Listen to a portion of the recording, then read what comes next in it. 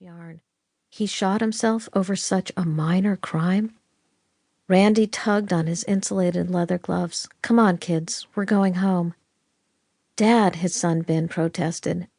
I said, we're going home, don't argue. He opened the door and held it while the teens walked out into the dark. Shivering in the chilly room, I turned on the heater.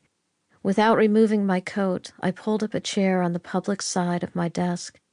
Susan hunched in my usual chair, facing the dark computer screen. I doubt the state police will come here, she said. They'll be too busy at his house. I'll walk down to the fire department later and ask what happened. You don't need to stay. I'll call you later. On the desk between us, a face-down phone buzzed. I unzipped my coat. I'm staying. The phone vibrated again. Do you want to answer that? Maybe it's your family.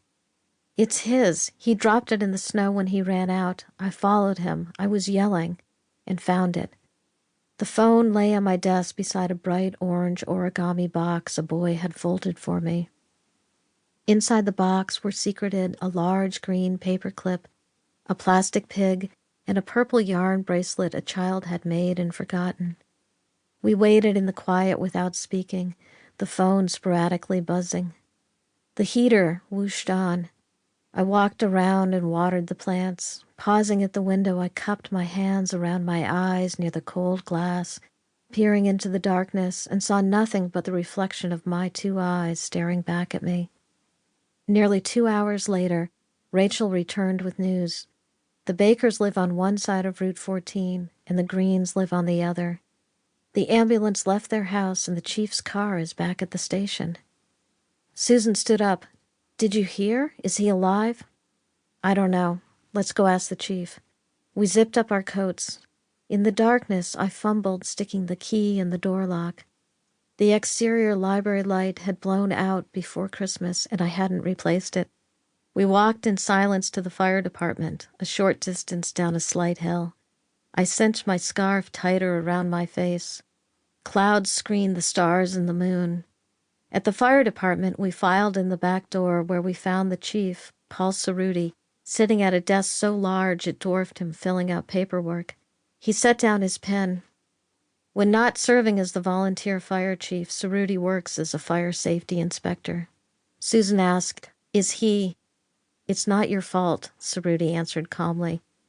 Is he dead? He's dead, all right. Did it in the room where his parents keep firewood. My guys are cleaning up. Susan shuddered.